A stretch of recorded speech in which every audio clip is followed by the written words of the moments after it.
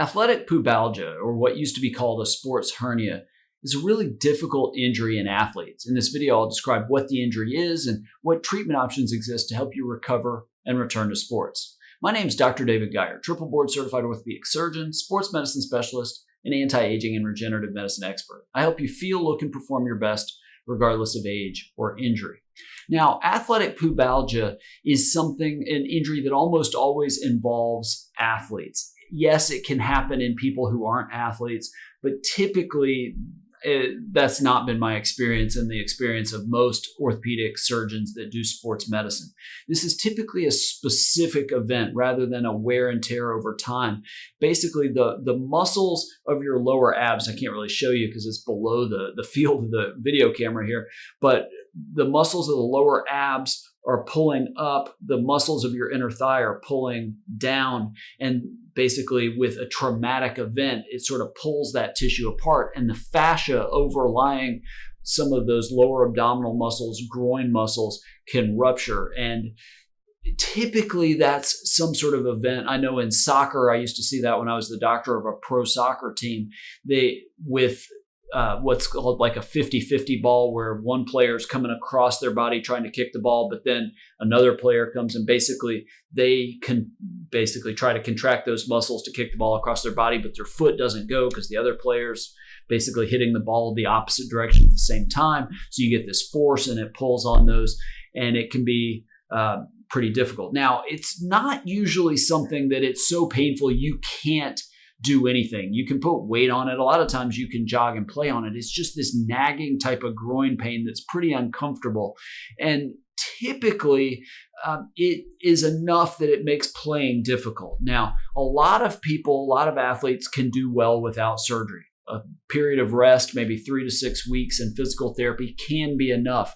But especially in high-level athletes, whether that's soccer, maybe basketball, or maybe football, that can go to be a problem where it doesn't heal. And so those a lot of times need surgery. Now, specifically what that surgery is depends on exactly what the damage is. So a lot of times the surgeon will get a specific type of MRI trying to see where the defect is.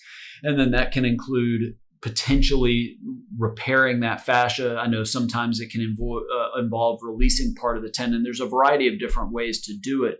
And that recovery can be relatively quick, 6 weeks, sometimes a little bit longer, sometimes it can be a little bit shorter, but that's if it needs surgery. It's really tricky to predict, I think, who is going to be one that needs to have that surgery. So most of the time you'll try a period of rehab and non-surgical treatments first. And then if it doesn't work, sometimes that can be where you progress to seeing a surgeon. A lot of times it's not the orthopedic surgeons that do the surgery, but general surgeons, because of where it is and the other structures in there. And a lot of times what makes it confusing is that the diagnosis can look like other causes of groin pain that are not orthopedic in nature, like an inguinal hernia. So that's where a lot of times the orthopedic surgeons, there are some orthopedic surgeons that do it, but there's also general surgeons that do this type of surgery.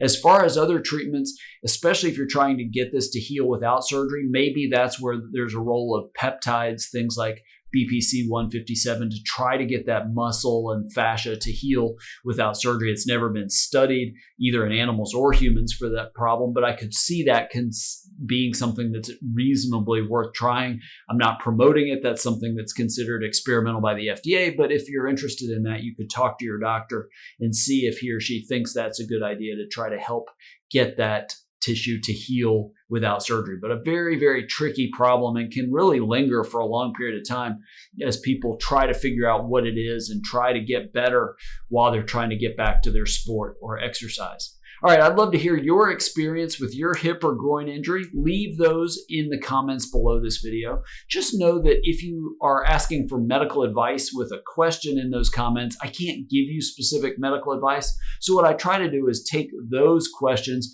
take the topic or the injury from that question, and address it in a future video. Make sure to subscribe to this channel, click the bell to be notified when I release a new video or start a new live stream, including my monthly Ask Dr. Geier live shows. Thanks so much for watching. I look forward to helping you feel, look, and perform better than ever.